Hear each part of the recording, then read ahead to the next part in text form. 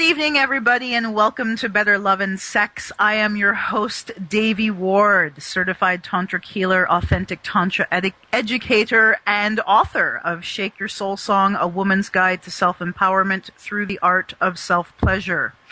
I want to thank you for tuning in and joining me this evening for another conversation, exploring ways for all of us to awaken, heal, and transform our sexuality so that we can have more love in our lives, better sex in our relationships, and ultimately live a more happy, fulfilling, and fully expressed life on every level. Our sexuality is an integral part to the health and well-being of our mind, body, and spirit. So we are here this evening and every Thursday evening to discover and explore how we can have a more fulfilling sexual experience, a more fulfilling self-connection, connection to ourselves, connection to spirit, connection to our body, connection to life in general. So thank you for joining me this evening. My guest this evening is a beautiful, wonderful woman, Marni Spencer Devlin, who is a two-time best-selling author, speaker, and mentor who helps people overcome depression, anxiety, addiction issues, health, and financial problems through her teachings called the Iceberg Principles. In her book, Crawling into the Light, Marni details the gripping roller coaster ride of her victory over unspeakable adversity, and she's going to share that journey with us this evening. She's experienced molestation, 2 rapes, heroin addiction, even homelessness, and finally time in a state prison, all before her subsequent miraculous rise to a 20-year career as the founder and president of a multimillion-dollar marketing company. And we were talking about this before the show. That marketing company was stopped in its tracks by a deadly diagnosis, and she'd only been given a year to live when she wrote her best-selling book, Crawling into the Light. So thank you, Marni, for being with us this evening. Thanks, Devi. I am so excited to be here. Awesome. It's so wonderful to have you. Thanks. I'm really looking forward to this. So we've spoken a bit, Marni and I are acquaintances, and we've discussed in detail that how sexuality is a powerful avenue to connect us more deeply with our spirituality and our soul. So is that something you've always been in contact with? Oh, absolutely not, Devi. As you've hinted at towards just in your intro a little bit, I've had a tremendous sexual trauma. I was molested for the first 10 years of my life.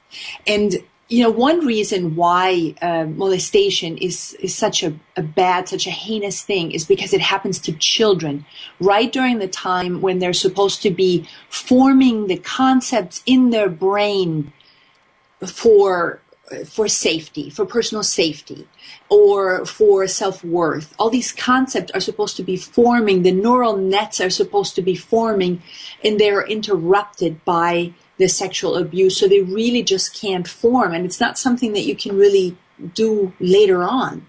Right. So it just affects the human development so much.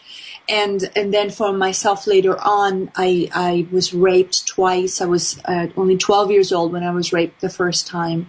I was raped again at 14. And then I had experienced so many crazy things. I was forcibly addicted to heroin and ended up being in prostitution. And that all that sexual abuse, I've had so much of it, and I was completely numb. And actually working with you was so instrumental for me because you pointed out that I was numb. Mm-hmm. And I didn't really understand why I couldn't enjoy having sex very much. I just kind of went through the motion. I wanted somebody to be there, somebody to hold me. I wanted that emotional aspect, but I didn't really enjoy it very much physically. So I kind of thought, of course, there was something wrong with me, but I never hooked into it, that I was just simply numb. And you were the one that explained that to me. And it was huge for me. It really was. And I think you said something there that's so important. You had these traumatic experiences as a child and as a woman, young woman developing, sexually developing, and you went numb. And then later on in life, you thought that there was something wrong with you because of that. And in reality, your body was doing exactly what it's designed to do, exactly what the nervous system does. It holds that trauma, it stores that energy in the body, and it shuts down. I remember when you explained to me how when you're sitting at a desk all the time, oftentimes your shoulders start to hurt and you hold that tension in your shoulders and you need a massage to massage it out. And it's the same thing with the sexual trauma. I mean, that really opened my eyes when you explained that to me, that you're holding that trauma in that area of the body and you're just numb. And so nothing can work. And it's a very important part of our life, you know, our sexuality. The body is I mean, I always say that we're not the body, and I want to talk about that stuff later, but it is we live in it, you know, yes, so we need to have a connection with it as well. And the body, it's not only is it an avenue for pleasure, it is a spiritual connection, and that's what I'm hoping that we can talk about a little bit later, because it's the avenue where people come into the world, is through sexuality. It's a big deal. So it's important that it gets talked about and that there's more understanding. So I think your work is just so very important. Oh, thank you for that, and so is yours. And I'm curious to know. So since your reawakening to sensation is relatively new, have you found that as you've reclaimed some of your sexual sensation and your sexual pleasure, how has that affected your life? Oh, it's affected it hugely. I mean, I can actually have sex. I can feel something. It's amazing. I can feel something. I can enjoy it. It's, I know it sounds kind of anticlimactic when I put it this way, but for me, it's made a huge difference. Mm-hmm. I don't feel like there's something wrong with me anymore. I can feel, my body can feel. It really was numb, and now it's not numb anymore. And it was massive for me. It really was. Mm-hmm. So it's like reclaiming an aspect of your soul.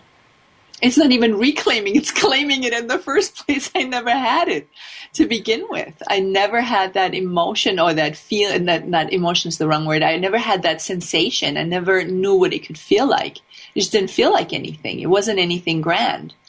And now I can see that it's endless. The possibilities of experiencing pleasure through the body are endless. And it's really a big deal. That's beautiful. That's so beautiful. Along those lines, so you wrote your first book, Crawling into the Light, basically under a death sentence. Is that correct? Yes, I did. As you alluded to, I had very, very difficult beginnings. I had the molestation and then the rapes. And then when I was 17, I thought things would get better, and I got to marry my high school crush, and I started working as a professional model, and I thought things would get better. And my new husband was very, very proud that I was a professional model. He thought that was just the coolest thing in the world, until he realized that meant that people were looking at me, that other men were looking at me, and he couldn't deal with that. He was very, very jealous. And so he cooked himself up an absolutely insane and diabolical idea. And the plan was he was going to get me hooked on heroin. And the thought was he would control the heroin so he would control me. I mean, I was working as a professional model, so I was living a very, very clean life. I didn't even smoke. I was just very, you have to look good, so you have to take care of yourself. And here he comes into the living room and talks me into doing that. And I was very young, and it came down to a dare. And so I let him do that to me. But I was in so much pain from all the sexual abuse, from the things that had happened to me, that the first time that drug hit my veins and the pain subsided, I knew. I didn't know it then, but looking back, I knew from that very first time on I was hooked. Yeah. Because Yeah. once the brain knows that there's a way to make the pain go away, the brain's pretty smart. It'll always want to go there again. So eventually I got away from him, but I couldn't get away from the drugs. Mm-hmm. And things just got really, really bad. I became a criminal. I was a junkie. So I became a criminal, and I started working as a prostitute. And eventually, when I couldn't deal with that anymore, I became homeless. And that's when things were really absolutely horrible. My life became so black, so bad, that even I, who had absolutely no sense of self-worth, felt something in me said, I deserve better than this. And that was really when I hit bottom. And I deserve better than this. And I decided that I deserved a better life. And so I went to the police and basically turned myself in for the things that, that I had done. I was out on bond, revoked that bond. And I was hoping that because of this courageous action, I would just get a slap on the wrist. But that was not the case. I was actually sentenced to state prison. And, I was so afraid. I was so afraid of going there. But I also decided that I would turn this into a positive. I would sort of turn it into my own personal rehab. Mm-hmm. And that's what I did. So when I was released, I was really a new person. And I got out and I got a job in marketing. And I really liked it. And it turned out I was smart. Who knew? Yeah, after a lifetime of hearing the opposite message. What a revelation. And so I eventually, a couple of years later, started my own company, and I turned it into a multi-million-dollar company. I had 70 employees, and my life was just absolutely a fairy tale. I had this beautiful mansion overlooking the ocean and Laguna Beach, and it was just a wonderful life, fast cars in the garage, but somehow I still couldn't feel happy. And I beat myself up for that because I said, well, how much money do you have to have? How good does your life have to get before you can finally be happy? But the outside stuff, money, just doesn't make you happy. And the turmoil in me just grew. And so in 2006, I was diagnosed with hepatitis C. And I couldn't take the treatment for it. And it made my heart stop. So by 2008, they basically told me, well, you have about a year to live. And so I sold. I mean, it was just such a horrible thing to hear. I've gone through such hell. And the next 20 years are so beautiful, and my life is so wonderful and so pretty on the outside. I mean, I wasn't happy on the inside, but it was sure safe and pretty on the outside. And now they're telling me it's all over. And I was just trying to make sense of it all. And so I sold everything I owned, and I sat down to write my book, Crawling Into the Light. And I really thought it was going to be the last thing I do. I mean, based on what they told me it was going to happen, and I really thought that was going to be the last thing that's going to happen. But as I'm writing and as I'm doing a lot of praying, I did a lot of meditating, a lot of asking questions.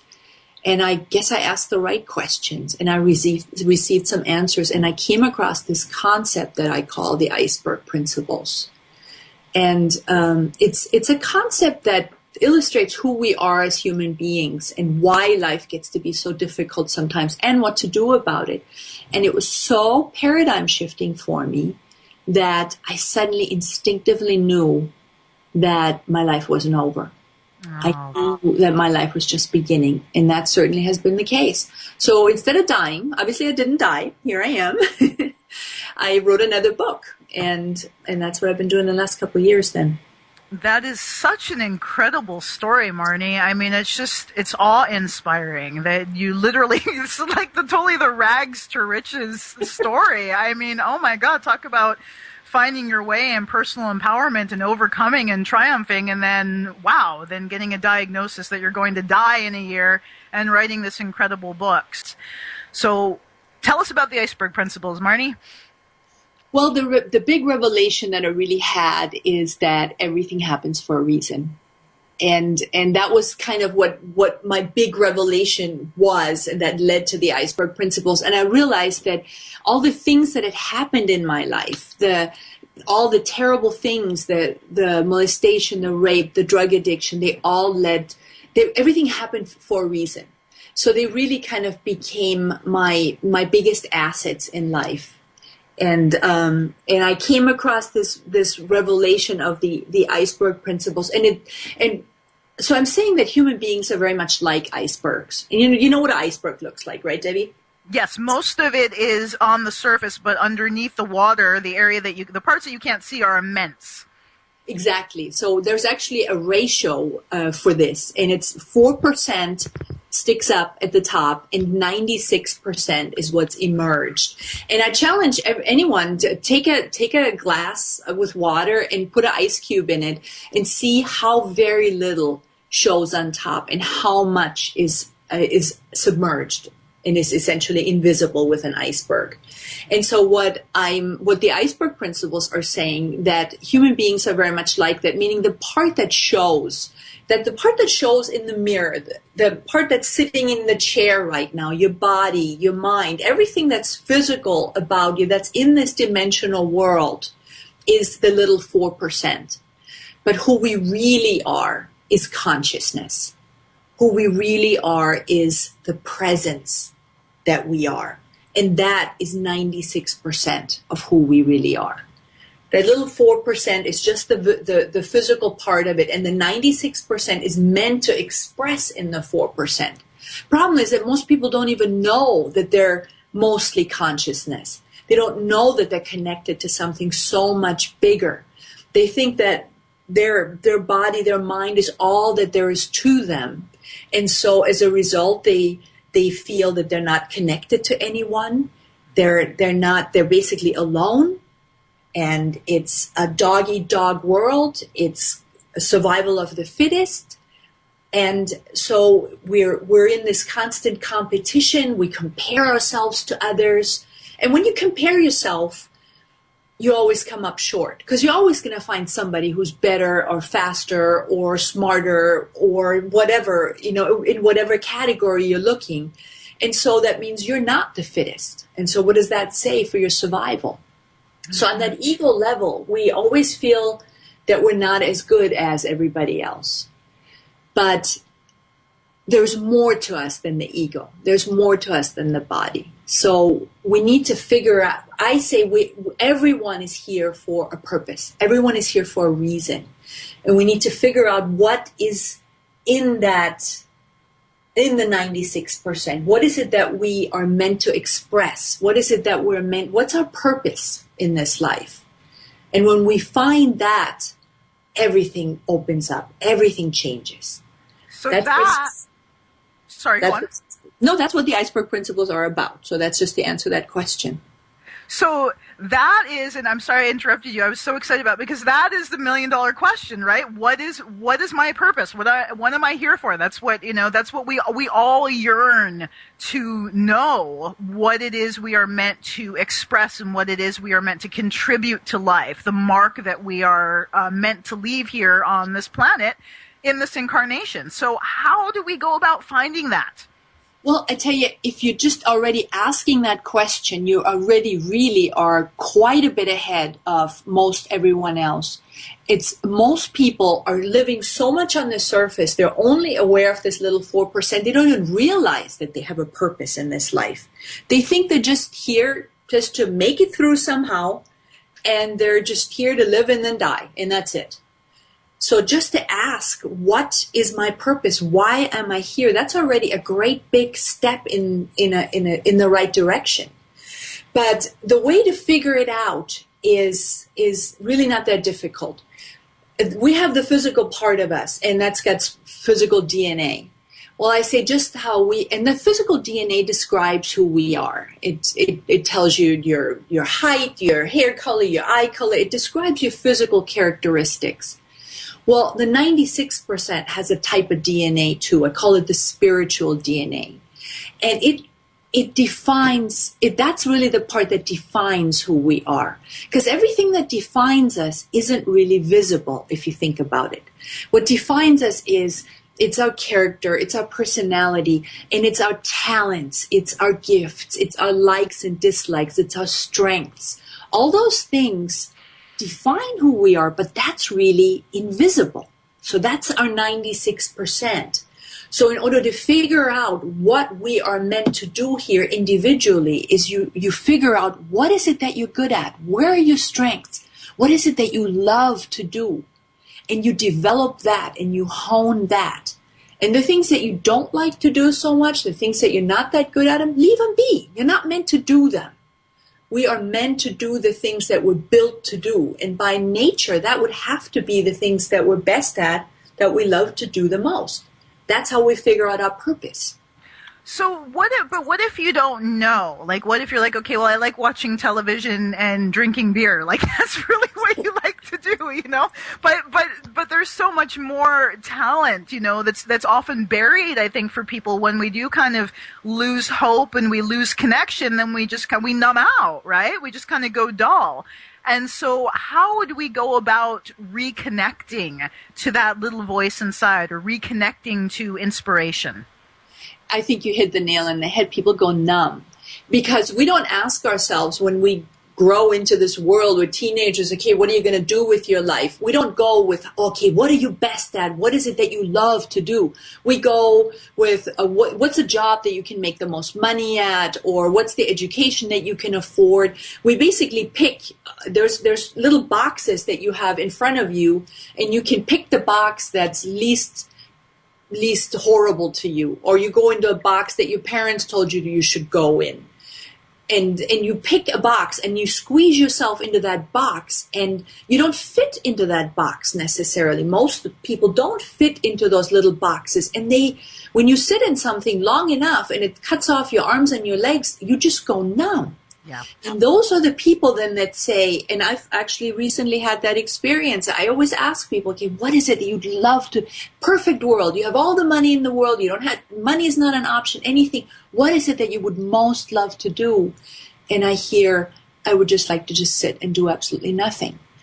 But nobody really wants to sit and do absolutely nothing. Those people have become numb. They're depressed and they don't even know it. Even the word depressed it illustrates of what that really is. We are depressed. We're pressed down because we're not letting our natural gifts, our natural strengths grow and bloom and blossom. We are suppressing our talents, and so that's when we become depressed. And really, the only thing, if people don't want to find the help, if people don't even look for it, there really isn't any help for them then in this lifetime. I think you have to want to do it. And I believe that when the pain gets great enough, people will reach out. Mm-hmm. That's so beautiful. That actually, in my book, Shake Your Soul Song, I have a quote by Marni In, and it's I can't remember word for word verbatim, but something along the lines of that she, when the pain of blossoming was, or the something about the risk to blossom was more. Do you know which one I'm talking about? Yes, right.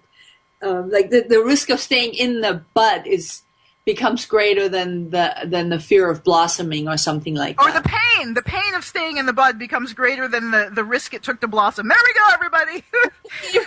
We muddled through it. We got it.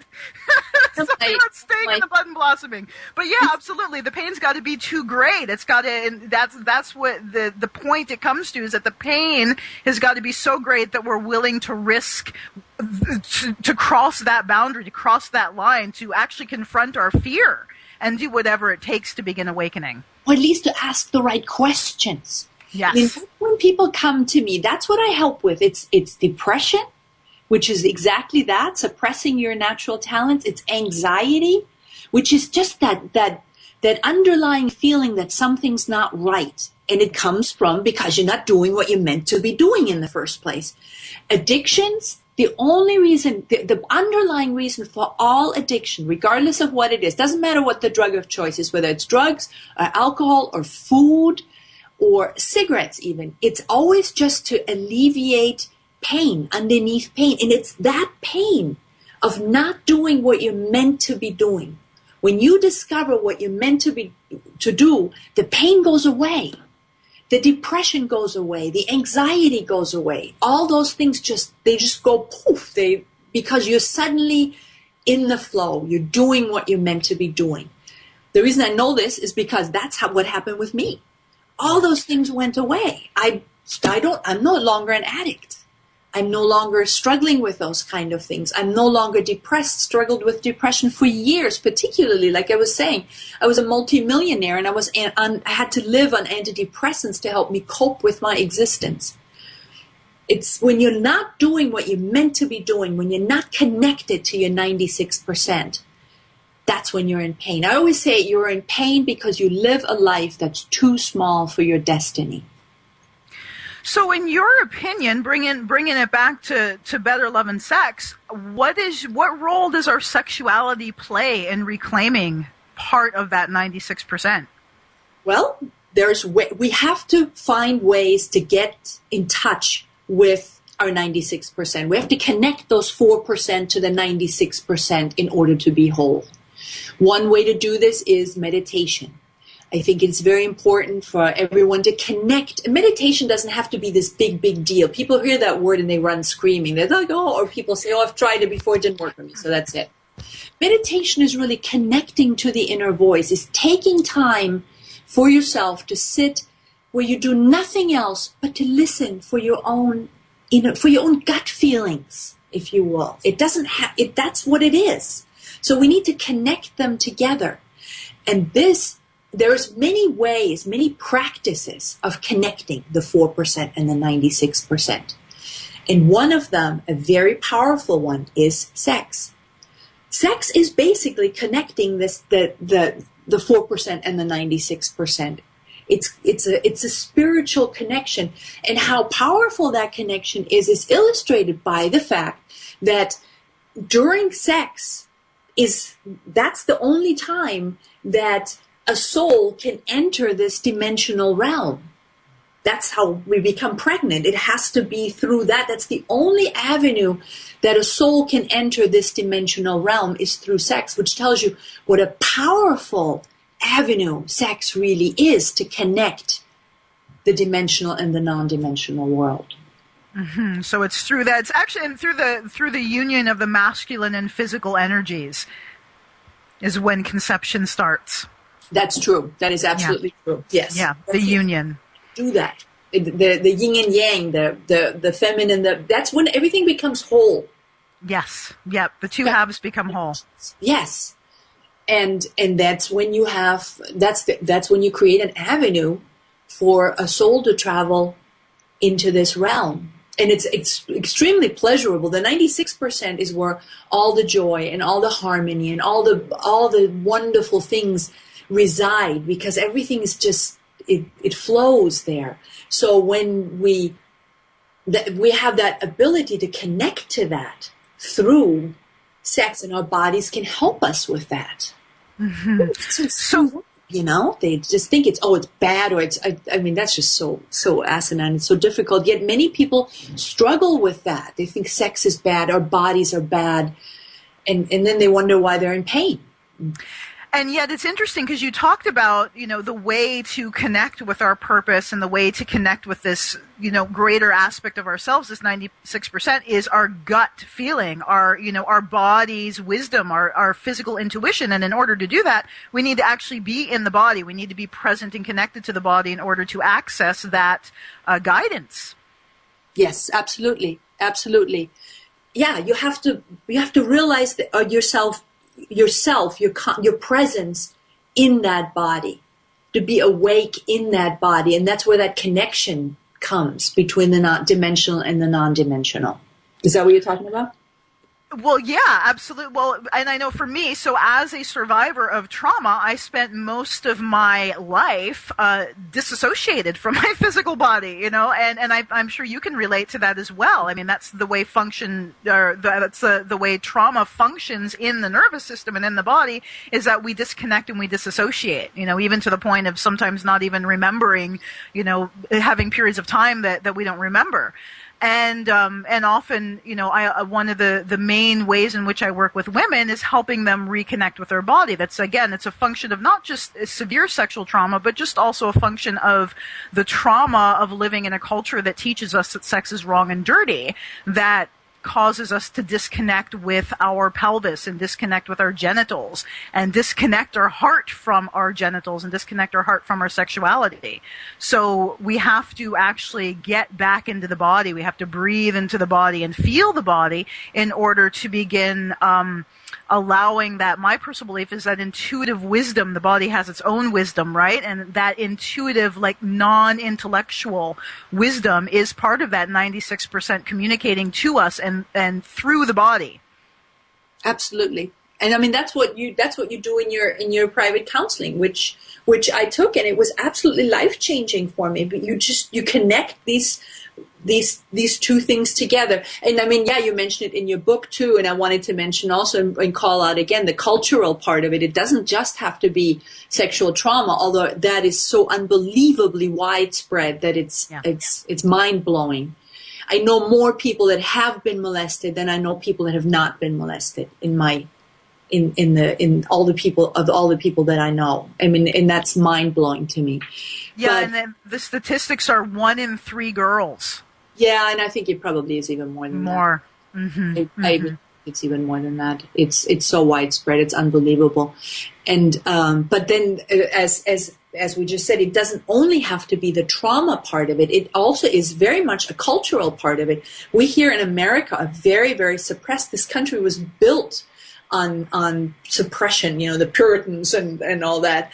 And I'm originally from Germany. I'm originally from Europe, where things they're just much more open. The people are not anywhere near as physically, they're not so ashamed of their bodies. If we're not 100%, we're not a size 2, we think there's something wrong with us. And that's not the case so much in Europe. They're a little bit more connected to their bodies. So going back and forth a lot, it always kind of mind-blowing to me how they're just like, well, this is who I am. And they're a little bit healthier in their sexuality because they're not so repressed. Here, I know people that they call it, down there. They won't even name their own body parts. When they're speaking about their genitals, they just say down there. They won't even say my vulva or my vagina or my penis. No, they won't. It's down there. And that's just crazy. It's your own body. We're not talking down the street or it's your body. Down the street, down there, around the corner. And the next county over or something. It's your body. How insane is that? And so it seems like it shouldn't even have to be talked about, yet it very, very much needs to be talked about. Absolutely. I mean, your counseling, what you did for me was really, it was life-changing. And I want everyone to know that. And that's why I'm so interested in working with you, because that is one aspect of connecting to consciousness. It's one way of connecting the 4% to the 96%, but it is an absolutely essential way. I mention it in my book. I mention it in the Iceberg Principles. The last chapter, the 7th chapter, talks about different ways, different avenues of connecting to consciousness. And there are many, and not every one of them, you may not need all of them. Some may resonate with you and some may not. But I think sexuality is, everybody has it. Everybody has a body. Everybody needs to connect to it. So that is really one aspect of connecting to consciousness that's really essential, that I think everyone needs to explore. Beautiful. Have you been able to access more of your 96% through sex? Absolutely. Absolutely. Because it's like you're saying, we have to be fully present. And just being in the 96% is still not being a whole. I mean, we are this physical self. We are this physical body.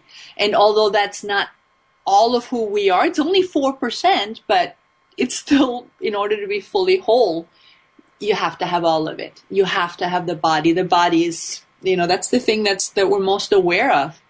And, I did feel like there was something wrong with me sexually, and that I certainly understood after all that sexual trauma that, it's kind of kinky and just not ever really feeling anything. And it was just not a subject that I kind of relished very much. But I knew that something needed to happen. And then I came across your teaching, and it just instinctively something said, ooh, follow that. Go for that. Maybe there is some sort of hope for you. And then you and I had the private counseling, and I did the exercises that you suggested, and it was just the weirdest thing. I could start to feel. My body started to feel. I mean, the numbness went away. I felt, and the effect that it had on me as a general, the all of me was amazing, because I didn't feel so sick, I didn't feel like there was something wrong with me so much. And that was huge to me. It really was huge to me. I mean, even after all these years, and after having, really experienced all this success and being this pillar of the community, and, that's what a lot of money tends to bring you. But I still always kind of felt like I was saying, even I had all this money, but I didn't feel good about myself. And after this training, after the Tantra training, I started to feel whole. I started to feel like maybe I'm not just, like a sick bitch. You know what I mean? Yeah. To feel like a human being, like I deserve. That was the part of it. I started feeling more deserving, more whole. And that's why I know, I don't think that I'm expressing this very well. But it was really, and I mean, I didn't have a partner before. I have a partner now. So it attracted that possibility into my life, because I think everything that happens in our life is a reflection of who we are. And I was closed off to the possibility of having a partner. It just, I don't know. And then it was possible. I just wanted to share with you that I think you expressed it beautifully when you said that you felt sick before, and as you began to heal your sexuality and connect with your sexuality and awaken to sexual pleasure, you began to feel healthier. And I'm guessing that's mind, body, and spirit healthier, and that you felt whole. It's like a missing piece kind of clicked into place. Absolutely. That's exactly what it was. That's exactly what it was. It is a spiritual feeling. It was not just a physical feeling. It was a spiritual feeling. It was all of me felt whole. My 96% and my 4% were connected. I felt whole. So it is hugely important. It's hugely as a practice. So you felt fully integrated. Your 96% and 4% became 100%. Yes, I felt integrated, authentic, clean somehow, just good. It was really, it was very deep. And because it was not just physical, it was absolutely physical. I was able to feel pleasure. I am able to feel pleasure now, when before I was not able to feel pleasure. And it was startling. It really was startling. It was kind of nice. Exactly. But it really was also, it was really a spiritual feeling. It was a healing feeling of feeling whole and feeling integrated. It is a huge thing. It's something that people need to incorporate that into their into their spiritual development, into their personal development. It is very, very important. Yes, sex is a whole lot of fun. And it's, it's all these fun things you were talking about, your new sponsor and the toys and all the things. And yes, it is all that. And it's amazing, mind-blowing, the ability that our body has to experience pleasure. But it's also, there's a very serious, very deep meaning underneath it. It is a spiritual thing. It's massive. Yes, beautiful. And as I like to remind everybody, as frequently as possible, every orgasm, according to the ancients, every orgasm is literally a glimpse of enlightenment. That is the way we are designed. It is the fastest, quickest, most direct path to experiencing our universal consciousness is through the pleasure of orgasm. Especially sustained orgasm. When you get a glimpse, it's like a sneeze. It's like there and it's gone. But when we're able to actually hit that orgasmic point and rest there, stay there, so that we're having orgasms that last several minutes instead of just 2 seconds, then we really begin to experience the full benefit of our spiritual sex. Yes, you're actually the one that taught me that an orgasm is a brief moment of enlightenment. And I mean, I honestly believe that we couldn't sustain this for long periods of time, because I think we would literally disintegrate. We would pass over into the non-dimensional realm, because I think the physical body is simply not able to withstand that much pleasure. The energetic frequency of our atoms would literally, how do you have a solid and then you have liquid and then you have gas and then it just disintegrates. I think we would disintegrate if we would sustain that type of enlightenment. But it sure is fun trying to get for sustained periods of time, and it is possible. Yes. Yeah, and I find that my nervous system, I actually went through a process of kind of recalibration, readjustment when I began to experience these high states of pleasure. And initially they were really kind of overwhelming and intense and almost painful. They were so intense. But as I began to practice with it and learn to rest with it, my orgasms now, one orgasm can last 2 minutes, as opposed to before it was like these peaks and valleys. Now it's just a sustained state of awareness. And the more I can relax into it, the more my mind literally, I go mindless. The mind goes. We just go to void. And that is a lot what I talk about in helping people live more fulfilled lives, is to not be in the mind, not to be in the ego, because that's where all the problems, all the pain reside. Like I was alluding to earlier, all the issues that we have, they're always in ego. And I think as you rise higher, as you gain in awareness, as you become closer, or you gain in enlightenment, you're going to step away from the mind, which I call the computer. The body, that's your vehicle, and that gets you around. And the mind, that's your thinker, that's your computer, but it's not who you are. And I think the more you gain in enlightenment, the more you can recognize that that's not who you are. So you step away from that computer, from that thinker, and that's when you can be more fully, basically what you just explained. You've stepped, as you've practiced this, you're stepping away from the mind, so your ability to maintain that moment of enlightenment becomes longer and longer. Absolutely. So where can people get a hold of you, and where can they find this book? Because it's just fascinating. Well, thank you very much. Well, the easiest way to get a hold of me is through my website, which is MarniSpencerDevlin.com. Marni is Marni. Spencer is Spencer, and Devlin is Devlin. MarniSpencerDevlin.com. You can buy the books there. Books are also available on Amazon, and they're in paperback and Kindle and all that. But you can find all that on my website. You can find counseling sessions on my website, and just generally what it is. Just go there, sign up.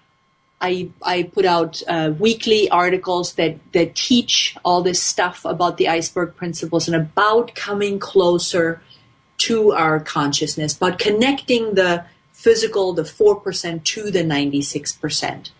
In the myriad ways that they are possible. And one of them we talked about tonight, and I think it's a very, very important one that we talked about tonight. So really thank you so much for giving me the opportunity to be on your show tonight. Oh God, it's such an honor to have you. I love connecting with you. Every time we connect, it's such a pleasure. It's such a joy. Yeah, we do always have a good time together, don't we? We sure do. Soul sisters. Yes. Right on. So I'm also going to, for those of you out there listening, I'm also going to be posting the replay of this show if you want to listen to it again. Got lots of juicy information on my blog, deviward.me. That's DEVIWARD.me. So you can, there will be links to the podcast. Also links to Marni.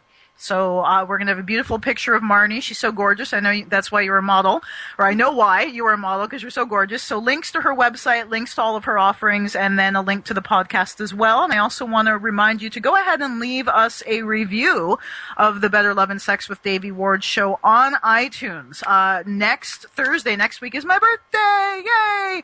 And we are going to be offering a free copy of Shake Your Soul Song, free Tantra Fit DVD, and pair of rose quartz Benoit balls to one lucky listener who has left us a review. So if you haven't had a chance to do that, I do encourage you to go there, iTunes, Better Love and Sex podcast, Better Love and Sex with Devi Ward, and leave me a review on ratings and reviews. And I thank you all so much for tuning in and joining us this evening. It's always a pleasure, it's always an honor, and it's always a gift. Marni, if there's one thing, we've got 1 minute, any last little words you want to share with our audience? Really, I just want to say thank you. Go to the website, see it, leave comments on Facebook, and download the podcast, because I think this was a pretty good and enlightening show. So thank you again very, very much, Devi. Beautiful. Thank you so much, Marni, and good night, everyone. See you next week.